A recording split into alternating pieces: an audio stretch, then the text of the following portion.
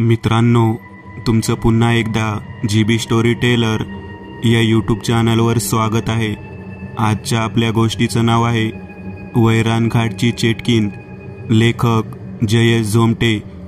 पण गोष्ट सुरू करण्याआधी जर कोणी या चॅनलवर पहिल्यांदाच आलेले असाल तर त्यांनी या चॅनलला सबस्क्राईब करायला विसरू नका। चला तर मग अजिबात वेळ न घालवता गोष्टीला सुरुवात करूया।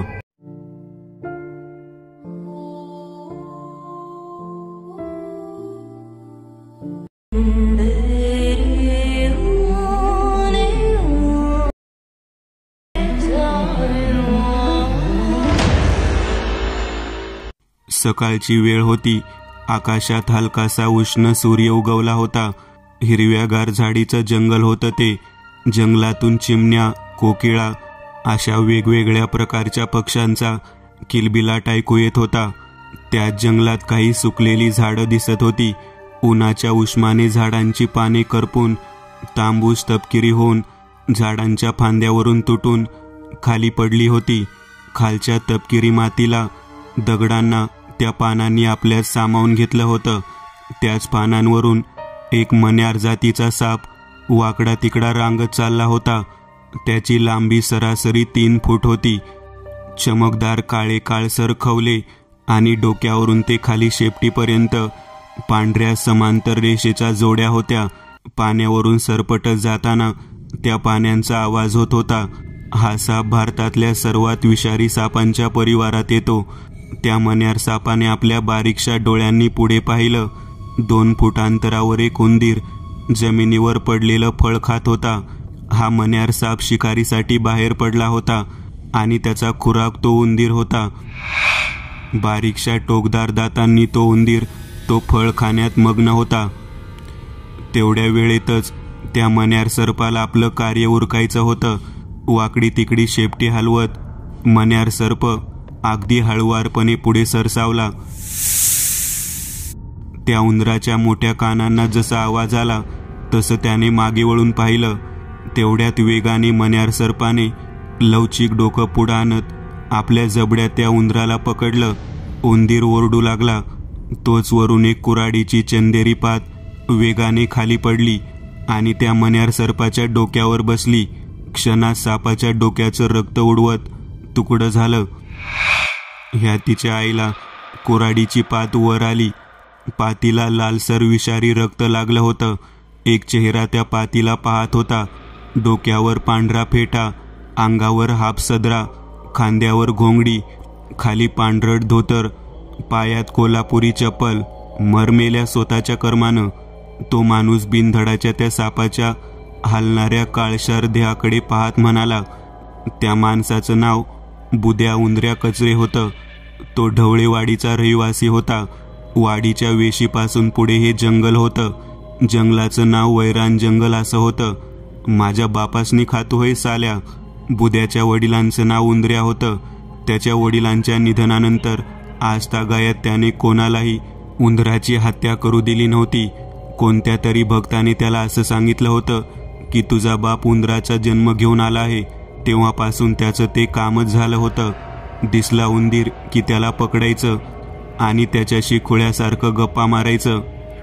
बा, जिता आहे ना तू? त्याने त्या बाजूला उभ्या उंदराकडे पाहिलं। तो उंदीर पुन्हा तो फळ खाऊ लागला होता। बा, चल घरला चल। बुद्याने त्या उंदराला पकडण्यासाठी हात वडवला। तोच, ए बुंद्या। त्या उंदराच्या तोंडून बुंद्याच्या बापासारखा आवाज आला। बा, बुंद्याचे डोळे विस्फारले। होय मीच। भक्त्यानं सांगितलं होतं ना म्या जन्म घेतला म्हणून। होय बा होय। बुंद्याने बैलासारखी मान हलवली। चल घरला चल बा। म्या माझ्या बायकोसनी आज धावतोच की म्या येडा नाही हाय।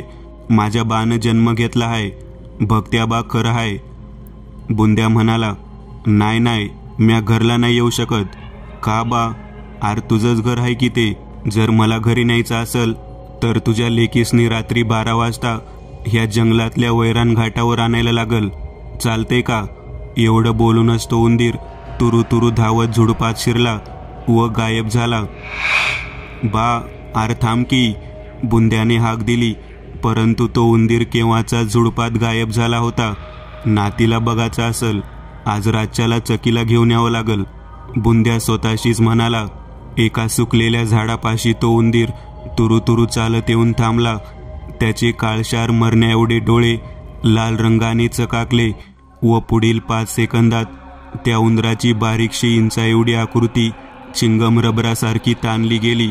तपकिरी निळसर पिवळा लाल प्रकाश त्या ध्यानाभोवताली फिरू लागला व तिथे ह्या क्षणाला एक 5.5 फूट उंच अशी एक ठेंगणी आकृती दिसू लागली. सुकलेल्या काठीसारखा तिचा देह होता.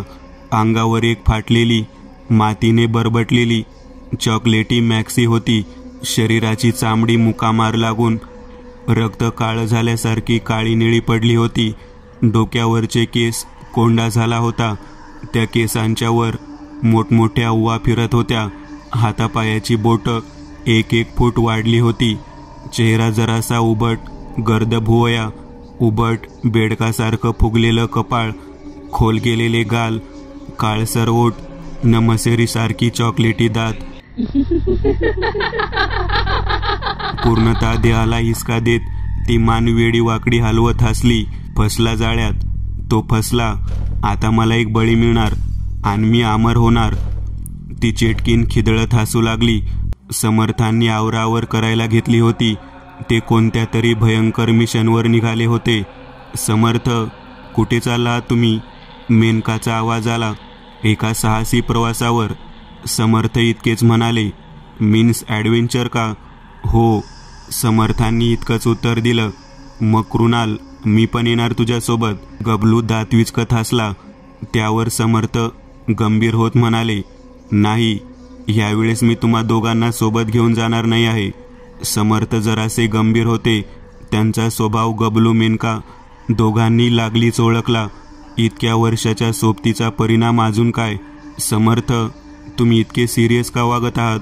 मेनकाच्या वाक्यावर समर्थ मागे वळले, परंतु ते काही बोलले नाहीत. समर्थ, तुम्हीच म्हणता ना की आपल्या मनात जर काही गोष्ट खटकत असेल किंवा ज्या गोष्टीने आपल्याला त्रास होत असेल तर ती गोष्ट आपल्या माणसाला सांगून आपलं मन हलकं करावं. मेनकाने असं म्हणतच गबलूकडे पाहिलं.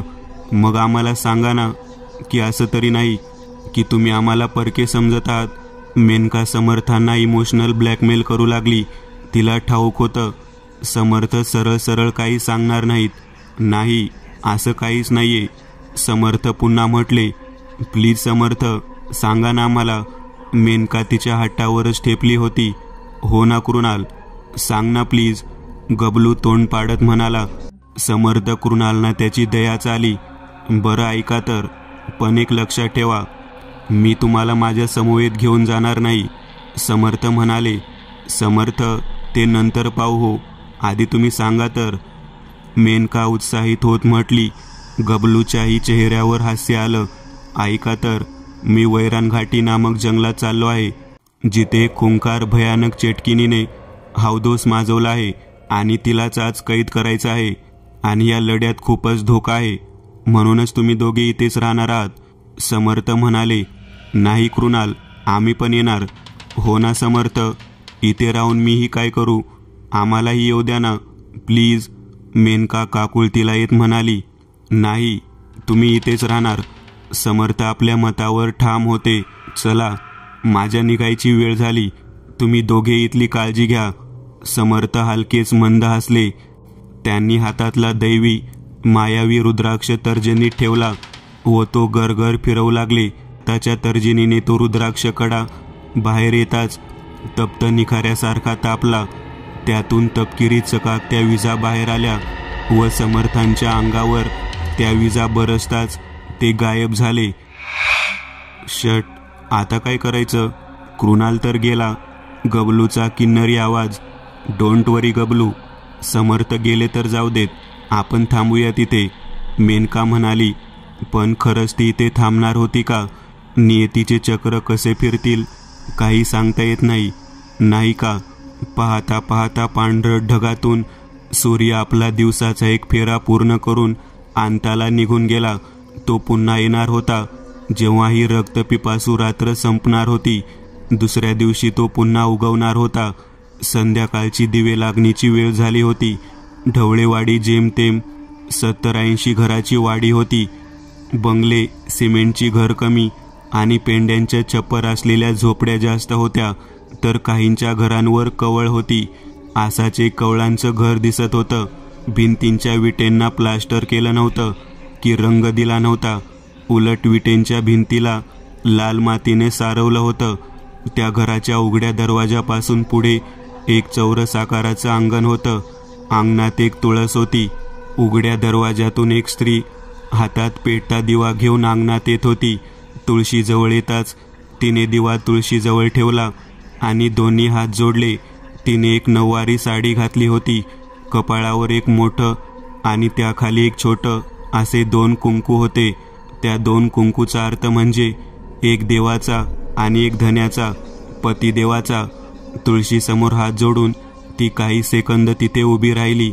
देवाचं मनात नाव घेतलं. ए गोदे. बुध्या अंगणात आला. तिच्या नवऱ्याने हाक मारताच तिने डोळे उघडले. समोर बुध्या उभा होता. त्याच्या चेहऱ्यावर कमालीचा आनंद झळकत होता आणि ती आनंदाची गोष्ट त्याला तिला सांगायची होती. काय ओ, लय खुश दिसताव आज. अगं खुशीचीच बात आहे. मी आज जंगलात गेलो होतो तर तिथं, असं म्हणतच बुध्याने तिला जंगलात जे काही घडलं ते सर्व सांगितलं. त्याच्या त्या बोलण्यावर त्याची बायको गोदा उर्फ गोदावरी कसं तरीच पाहत होती. तसंही नवरा बाप मेल्यापासून थोडं वेड्यासारखंच वागत होता.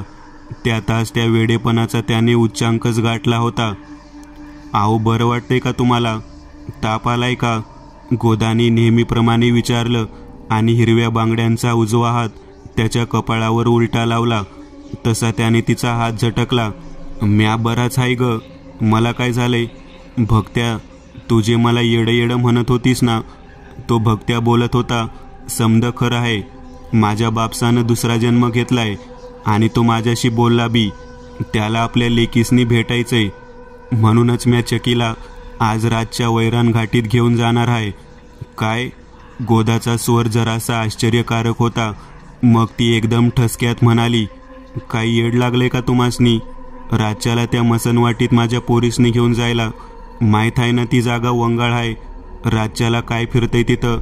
माझी पोर तुमच्या बरोबर येणार नाही म्हणजे नाही, कळलं? एवढं बोलून ती आत निघून गेली. तिचा रागीट अवतार पाहून बुध्या गार झाला. आता काय करायचं? बापाची शेवटची इच्छा कशी पूर्ण करायची ह्याचा विचार तो करू लागला. अंगणापासून पुढचे 30 मीटरवर आंब्याचं खूप मोठं जेमतेम 20 फूट उंच झाड होतं. बुध्या चालत त्या झाडापाशी आला व हळूच खाली जमिनीवर बसला. पाठ त्या झाडाला टेकवली. त्याच्या डोक्यापासून वर काळोखात अंधुक दृश्य दिसत होतं. आंब्याच्या वरच्या जाडजूड फांद्या, हिरवागार पालापाचोळा अंधारात काळ्या रंगाचा दिसत होता आणि त्याच अंधारात एका पातळसर फांदीवर एक 5.5 फूट सामान्य मानवाच्या उंचीपेक्षा काहीतरी मोठं पाय खाली सोडून बसलं होतं. तिच्या डोक्यावरचे केस पिंजारलेले कोंडा झाल्यासारखे होते. अंगात एक काळसर चिंध्या झालेली मॅक्सी होती. थोबाड पांढरफट राखाडी फासल्यासारखं दिसत होतं. तिचे ते पिवळे जर्द त्यात निळसर टिपका असे डोळे बुध्याकडे पाहत होते. त्याच्याकडे पाहून ती दात विचकत हसत होती. ही तीच ती चेटकीन होती. तिने आपल्या डोळ्यांनी बाजूलाच असलेल्या एका आंब्याकडे पाहिलं व आपला एक काटकुळा धारधार नखांचा हात वाढवून तो आंबा तोडला आणि क्षणाचाही विलंब न करता तिने सर्व शरीर 18 फूट उंचावरून थेट खाली झोकून दिलं. हवेतून खाली येता येता अंधारातच तिचं अमानवीय शरीर तिच्या अमानवीय शक्तीने रूप बदललं. आबा, मला माफ करा आबा, मी तुमची इच्छा पूर्ण करू शकलो नाही, बुध्या स्वतःशीच म्हणाला. ए बुध्या. बुध्याच्या पायाजवळ एक उंदीर उभा होता. आबा, तू आलास होय? बुध्याच्या चेहऱ्यावर एकदमच हसू आलं. तो त्याच्या बायकोला हाक देणार तोच. गप तू का? तुझ्या बायकोला सांगू नकस. भवानी आहे ती, मारल मला सैतान म्हणून. त्या उंदराच्या तोंडून आवाज आला. मग म्या काय करू आबा? ती तुझ्या नातीला काय घाटीवर आणून देईना. त्यापेक्षा एक काम करू, तू आता माझ्या संग घरला चल की आणि तुझ्या नातीसनी बी बघ. नाही नाही, त्या उंदराच्या तोंडून किन्नरी आवाजात नकार आला. अंगणात तुळशीसमोर पेटलेल्या दिव्याची दैवी प्रकाश त्या चेटकिनीला अलगद रोखू शकत होता. त्याची तिला भीती वाटत होती. दैवी अग्नीचा प्रकाश तिच्या नुसत्या देहावर जरी पडला असता तरी ती असह्य वेदना तिला सहन झाली नसती. त्या वेदनेने ती तिच्या मूळ रूपात सुद्धा आली असती आणि तिचं कट फसलं असतं आणि तिला हे सर्व नको होतं. म्या येणार नाही, तू एक काम कर. झाडावरून एक आंबा बुद्याच्या डोक्यावर पडला. मग जमिनीवर त्या आंब्याला ती चेटकीन चावली होती. त्या आंब्याच्या हिरवट सालपाटीवर तिचे टोकदार दातांचे उरण एका विशिष्ट तामसी लईने चकाकत होते. बुद्याने तो आंबा उचलला. हा आंबा तुझ्या बायकोला खायला दे. हा आंबा खाऊन बेशुद्ध होईल ती भवानी, आणि मग एकदा का ती बेशुद्ध झाली की मग तू माझ्या नातीसने घेऊन वैरान घाटीतल्या हिरव्या मसनात ये. बुद्या त्या आंब्यालाच निहाळत होता. निहाळून झाल्यावर त्याने पुढे पाहत म्हटलं, असं म्हणतो काय?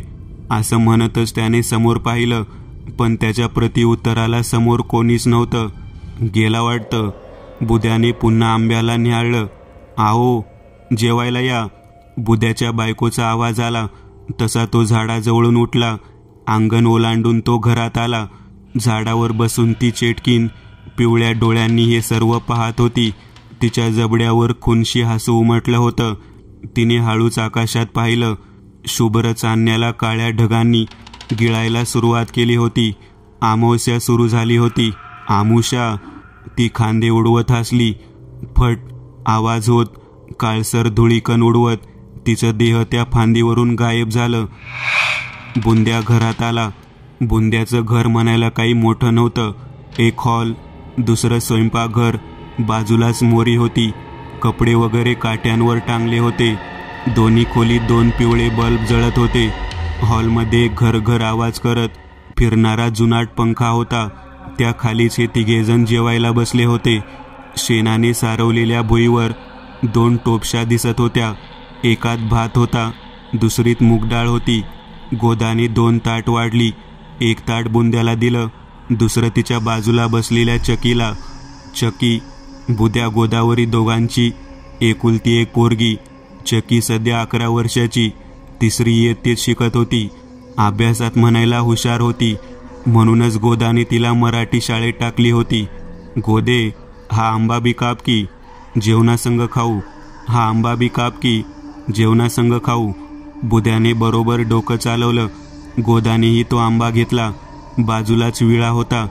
त्या विळ्याने तिने त्या आंब्याच्या बारीक खाप केल्या. 2 खाप तिने बुद्याला दिल्या. 2 खाप तिने चकीला दिल्या. मला नको, चकी म्हणाली. गोदाने एक खाप घेतली. बुद्या चोरट्या नजरेने गोदाकडे पाहत होता की केव्हा ती त्या आंब्याची खाप खाईन व बेशुद्ध होईन. गोदाने आंब्याची खाप घेऊन ती तोंडात टाकली व खाल्ली. इकडे बुद्याच्या मनात आनंदाचा बार फुटला. आपल्या ताटातली आंब्याची खाप त्याने उचलून कोणीही पाहत नाही हे पाहून दारातून बाहेर फेकली. हवेत उडत ती खाप जाऊन थेट तुळशीवर आदळली. त्या आंब्याचा खापेचा स्पर्श तुळशीला होताच एक फटाका फुटल्यासारखा फट आवाज झाला. पांढरट कुचकट धूर हवेत उमटला व ती काळपट करपलेली खाप तिथेच बाजूला पडली. काही वेळाने सर्वांचं जेवण उरकलं. गोदावरीने भांडी घासून लागलीच अंथरून टाकलं. आज तिला जरा जास्त झोप आल्यासारखं वाटत होतं. अंथरून टाकल्याच ती अंथरुणावर पडली. बुद्या तिच्या सर्व हालचाली पाहत होता. त्याने एकदा भिंतीवरच्या घड्याळाकडे पाहिलं. 10:30 झाले होते. त्याने पुन्हा एक कटाक्ष गोदावरीकडे टाकला. तिने डोळे बंद केले होते. चकी मात्र अभ्यास करत बसली होती. काही वेळाने, ए गोदे, बुद्याने तिला आवाज दिला, परंतु ती एकदम गाढ ग्लानी आल्यासारखी झोपली होती. झोपली वाटतं. आबाने दिलेल्या आंबाचा फायदा झाला म्हणाव, तो स्वतःशीच म्हणाला. चके, त्याने आपल्या लेकीला आवाज दिला. तिने त्याच्याकडे पाहिलं. काय बा, ती अर्ध लक्ष पुस्तकात ठेवत म्हणाली. अगं, तुला माहिती आहे का?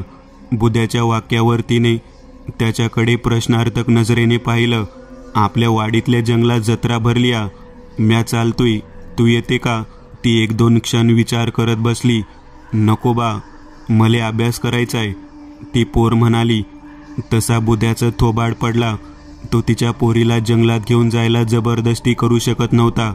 त्याच्या बापाच्या काळजास कदापि ते मान्य नव्हतं. चके, तिथं पुस्तक बी कमी किमतीत भेटतात, म्या तुला घेऊन देतो की.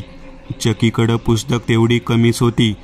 पुस्तकाचं लालच देऊन बुद्याने बरोबर नेम साधला होता. पुस्तक घेऊन देणार, मग ठीक आहे. चकीने अभ्यास करायला पुस्तक फाटक्या दप्तरात टाकली व जागेवरून उठली. ए आहे, म्या बाबाबरोबर जत्रेजवळून येते हा, ती तिच्या आईला म्हणाली, जिची काडीची हालचाल होत नव्हती. नेहमी सावध झोपणारी गोदावरी आज म्हशीसारखी ढाराढूर झोपली होती. त्या चेटकिनीच्या विषाने केव्हाच आपलं काम सुरू केलं होतं. बुद्या, चकी दोघेही दरवाजातून बाहेर पडले. बुद्याने आपल्या मागे दरवाजा ओढून घेतला. त्याची कडी मात्र लावली नाही. आपल्या बापाचं स्वप्न, इच्छा आपण पूर्ण करणार या आशेने बुद्या सुखावला होता. परंतु पुढे क्रूर नियतीने काय खेळ रचला होता यापासून ते अजाण होते. समर्थ एका अज्ञात जागेवर थांबले होते. त्यांच्या समोर एक पत्र्याचा चौकोनी फळा होता. त्यावर नाव लिहिलं होतं, ढवळेवाडी. समर्थांनी ते नाव वाचलं आणि ढवळेवाडीत प्रवेश केला. रात्रीचे 11 वाजले होते. वाडीतली सर्व माणसं लवकर झोपल्याने वाडी सुनसान पडली होती.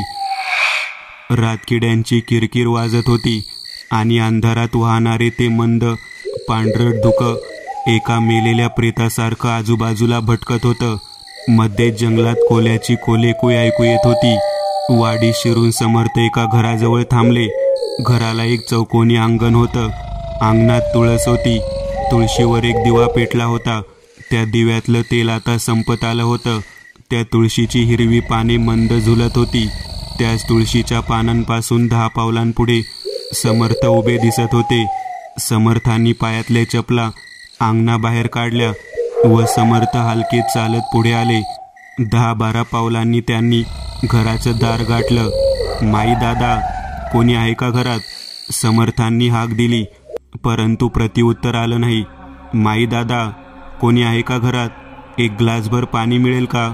समर्थांनी पुन्हा हाक दिली, परंतु प्रत्युत्तर आलं नाही. झोपले असावेत, समर्थ स्वतःशीच म्हणाले व माघारी वळले. 4 पावलांवर तुळस होती आणि तुळशीच्या बाजूला जमिनीवर ती जळालेली आंब्याची खाप. त्याच खापेवर समर्थांच्या नग्न पावलांचा स्पर्श झाला. त्याच क्षणाला समर्थांच्या सर्व शरीराला एक झटका बसला. सर्व शरीर ताठरलं गेलं. डोळे बंद झाले. हाताचे स्नायू ताठरले. बंद डोळे आडून नसानसांतून एक निळसर तेज वेगाने वाहत थेट मेंदूत शिरलं. समर्थांचं शरीर थरथरत होतं. श्वास वेगाने बाहेर येत होता. बंद डोळ्यांच्या पापण्याआड वेगवेगळ्या रंगाच्या छटा उमटू लागल्या. त्या छटांनी दृश्यांचा आकार घेतला व एक दृश्य फीत वेगाने दिसू लागली. एक सर्प, त्या सर्पापुढे एक उंदीर. त्या सर्पाने उंदराला आपल्या जबड्यात पकडलं. तसं वरून एक कुऱ्हाडीची पात आली. सर्पाचं डोकं छाटलं. मग एक माणूस, बुद्या, दिसला. तो त्या उंदराशी बोलत होता. मग तो उंदीर तिथून पळाला.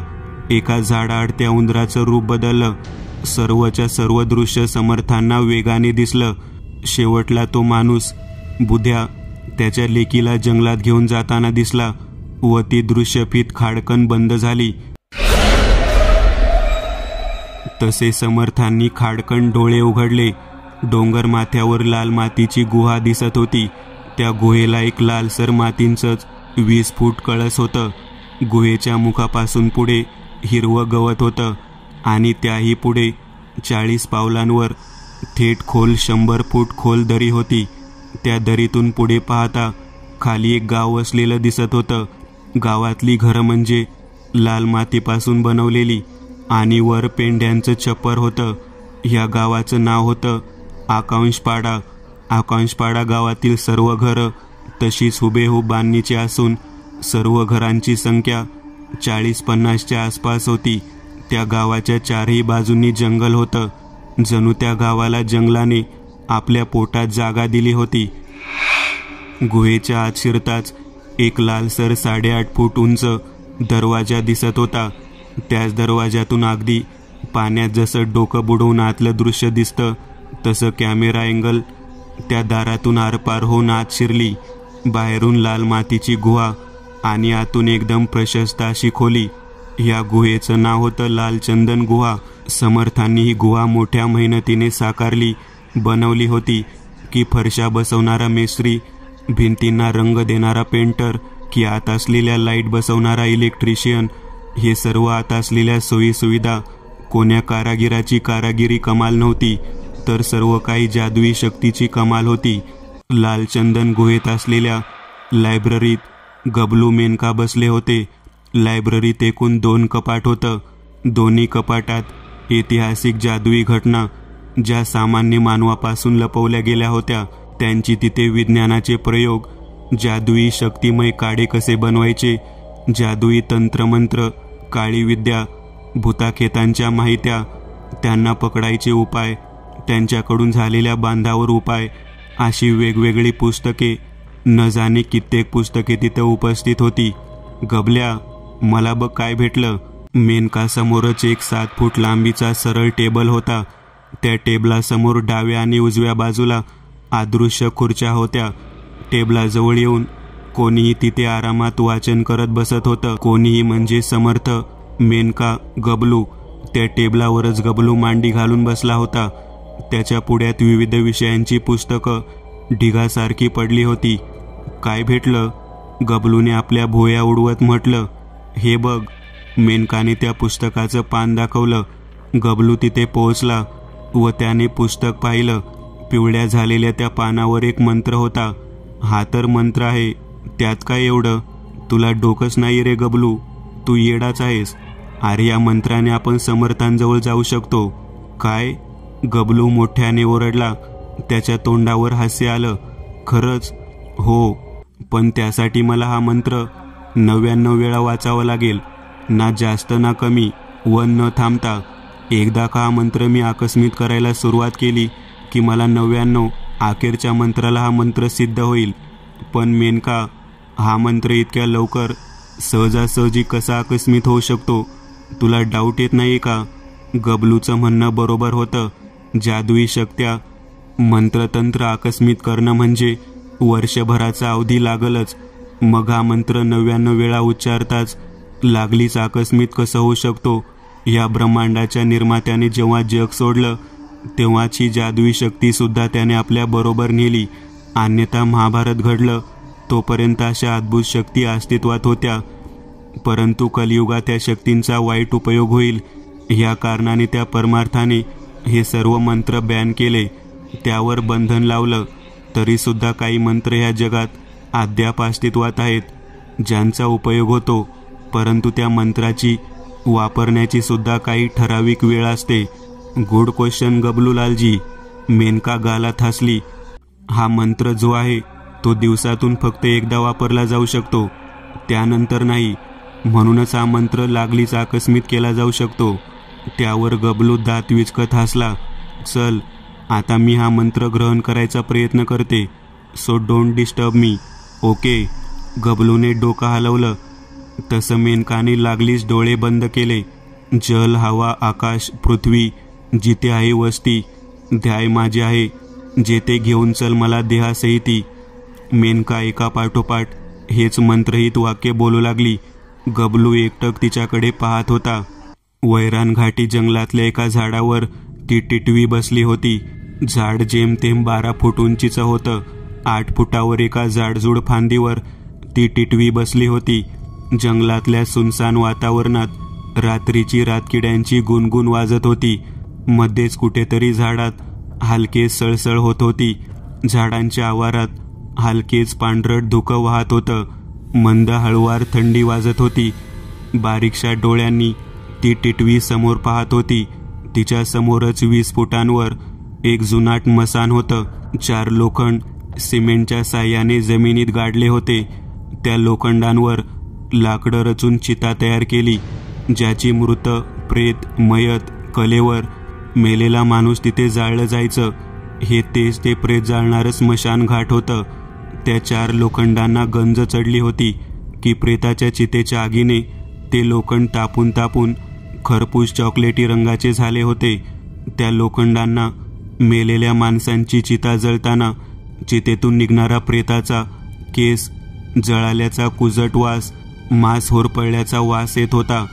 त्या लोखंडाला जणू आता त्या ओकारी आमलीयुक्त वासाची सवय झाली होती. स्मशानाच्या अवतीभोवती एक काळ्या रंगाचं गोल आवरण होतं. ती माती ओली होती, कारण स्मशानापासून पुढे 20 पावलांवर एक छोटासा ओढा होता. ओढ्याजवळ मोठे मोठे पाषाण होते. ज्या पाषाणा बाजूला असलेल्या तपकिरी मातीवर हिरवं गवत उगवलं होतं. त्या ओढ्यापासून पुढे एक भग्न अवस्थेतलं खंडहर होतं. पाषाणाच्या भिंती तुटलेल्या अवस्थेत दिसत होत्या. काही भिंती जमीनदोस्त तर काही भिंती कसं तरी तोल सावरत उभ्या होत्या. त्याच भिंतीमधून एक वाट पुढे जात होती. अंधारात शिरत होती. खोल गर्द अंधारात शिरत होती. त्या पायवाटेवर खाली काळ्या रंगाची थंडगार ओली माती होती. त्याच ओल्या मातीवर एक कोल्हापुरी चप्पल असलेला पाय पडला. त्या शांततेत तो चपलेचा आवाज घुमला. बा, इथं कुठं जत्रा भरली हाय र? चकीने आपल्या बापाला प्रश्न केला. आत हाय जत्रा, चल. बुद्या त्या भग्न पडलेल्या भिंतीमधून खालची काळी माती पायदळी तुडवत पुढे जाऊ लागला. मागून चकी घाबरत गुबरत येत होती. भग्न पडलेल्या त्या भिंती डोळे वटारून त्या दोघांनाही पाहत होत्या. जणू इतक्या वर्षानंतर त्यांनी मानवी अंश, मानवाचा सहवास पाहायला अनुभवला असावा, किंवा त्या भिंतींना त्यांची उपस्थिती ह्या जागेत खुपत होती, आवडली नव्हती. खुळ्या वेड्या खुनी माणसासारखा अंधार तिथे उभा होता. त्या अंधाराला पाहून चकी घाबरत होती. तिच्या लहानग्या बाळमनात तिच्या आईने सांगितलेल्या गोष्टीतला बागुलबुवा त्या अंधारात वावरताना दिसत होता. एक औंढा गिळून ती तिच्या बाबाच्या मागे जाऊ लागली. काही झालं तरी अंधारात पाहायचं नाही, हा विचार त्या लहान मनाने ठामपणे मनात बसवला. ओढ्याचं ते काळ्या रंगाचं पाणी शांत निश्चल होतं. बाजूला चंदेरी खडक होते. त्याच पाषाणावर माती साचून त्या मातीतून गवताची रोप उगवली होती. ओढ्याच्या काळ्या पाण्यातून हलक्याशा पांढरट वाफा बाहेर येऊ लागल्या. जणू ते पाणी तापत होतं. त्या पाण्याचं तापमान इतकं वाढलं की काही वेळाने त्यातून अक्षरशः बुडबुड आवाज करत बुडबुड्या बाहेर येऊ लागल्या. त्याच पाण्यातून एक काळसर टक्कल पडलेलं डोकं बाहेर आलं. मग एक हिरवट रंगाचा मरकट चेहरा, बेडकासारखं फुगलेलं कपाळ, टपोरे हिरवट डोळे, त्यात एक वाकडी तिकडी काळसर चीर, कवटीला असतं तसं नाक, गाल फुगलेले होते. जबडा यू आकाराचा होता. त्यात मोठाले दात होते. खालची हनवटी, तिथं बकऱ्यासारखी लांबसर सोनेरी केस होते. मोठमोठाले बैलासारखे कान होते. शरीर सुकलेल्या लाकडासारखं पातळसर होतं. हातापायाच्या काड्या होत्या. त्याच हातापायांवर पांढरट प्रेताड कातडी चिकटली होती. त्या बारीकशा ओढ्यातून खविसासारखं ध्यान बाहेर आलं होतं, किंवा कोणीतरी त्याला आदेशच दिला होता. बेडकासारखे त्याचे पाय होते. अंग गरम पाण्याने भिजलं होतं. देहातून वाफा बाहेर येत होत्या. अंगावरून खाली पडणारं पाणी काळी माती शोषून घेत होती. दात विचकत तो खवीस बुद्या आणि त्याच्या मागे असणाऱ्या चकीकडे पाहत होता. धूप अंधार, डोळ्यांच्या नसा कामच न कराव्या, कोणतेही दृश्य दिसत नसावं. जसं की आंधळ झालो आहोत असा अंधार तिथे ठाण मांडून होता. वैरान घाटीच्या त्या काळ्या पदछायेच्या गर्द भग्नावस्थेच्या पडीक भिंतीमधून वाट काढत बापलेक चालले होते. बुद्याच्या पायातल्या कोल्हापुरी चपलेला खालची काळी माती चिटकून ती जड झाली होती. ती चप्पल त्याने पायातून काढली होती आणि चप्पल काढताच खालच्या पायांना त्या काळ्या मातीचा ओला थंड विषारी स्पर्श जाणवला होता. एक थंड अशी तीव्र सनक उभ्या पायाच्या देठातून थेट मस्तकात शिरली होती. ती खालची काळी माती, त्या काळ्या मातीखाली शेकडो प्रेत गाडली होती. वैरान घाटीत रात्री अपरात्री येणाऱ्या जाणाऱ्या गावकऱ्यांची वाटसरूंची त्या चेटकिनीने जिवंत समाधी बांधली होती. जिवंतच मृत्यूच्या झोपेच्या अधीन त्यांना दफन केलं होतं. मृत्यूनंतर देहाची होणारी विल्हेवाट मांस कुजणं, आतून घाणेरडा वास येणं. मोठ्या बारी काळ्या त्या मातीतून वळवळत वर येत होत्या. काळ्या मातीतून वर आलेल्या त्या वळवळणाऱ्या पांढरटाळ्या किड्यांवरून पाय देत त्यांना चेंगरत बुध्या अंधारातून पुढे जात होता. त्याच्या मागूनच चकी येत होती. 11-12 वर्षाची छोकरी ती. आपल्या आईबापाचे कष्ट तिने पाहिले होते, पाहत होती. म्हणूनच आपण खूप शिक्षण घ्यायचं, खूप मोठं व्हायचं, पक्कड शिकायचं, साहेबासारखं राहायचं असं तिने तिच्या आईकडून खूप वेळा ऐकलं होतं. म्हणूनच ती जास्तीत जास्त अभ्यासात लक्ष घालत होती. शाळेत मुलं चांगले कपडे, चांगली दप्तर, पुस्तके शाळेत घेऊन येत. त्या चकीकडे ना कपडे होते, नाही दप्तर होतं, तर काही पुस्तकसुद्धा तिच्याकडे वाचायला नव्हती. आज त्याच पुस्तकांना मिळवण्यासाठी चकी आपल्या बापाबरोबर जत्रेला आली होती. जत्रा? कसली जत्रा? सर्व काही खोटं होतं ते. पुस्तकाचं आमिष दाखवून बुध्याने स्वतःच्या लेकीला फसवलं होतं. तुम्हाला असं वाटतं का की बुध्याने आपल्या लेकीला फसवलं होतं? नाही हो, मुळीच नाही. बुध्याने आपल्या लेकीला फसवलं नव्हतं. बुध्याच्या मनात त्याच्या बापाची इच्छा पूर्ण करायचं ध्येय, कर्तव्य होतं. त्याच्या मनाला असं वाटत होतं की आपल्या पित्याच्या आत्म्याला मुक्ती मिळाली नाही, म्हणूनच तो नव्या रूपाने ती पूर्ण करायला आला आहे. त्याची शेवटची इच्छा आपल्या लेकीला म्हणजे नातीला पाहून पूर्ण होणार होती. अंधाराच्या भुलभुलैयेतून हे दोघे बापलेक जात होते. त्याच अंधारातून ह्या दोघांच्या मागून तो येत होता. घुबड्या खवीस त्याच्या बेडकासारख्या पावलांनी खालची काळी माती आवाज करत होती. चप चप. म्हातारलेल्या शरीरयष्टीच्या घुबड्या खवीस महाधूर्त, कपटी, नीच म्हातारा होता.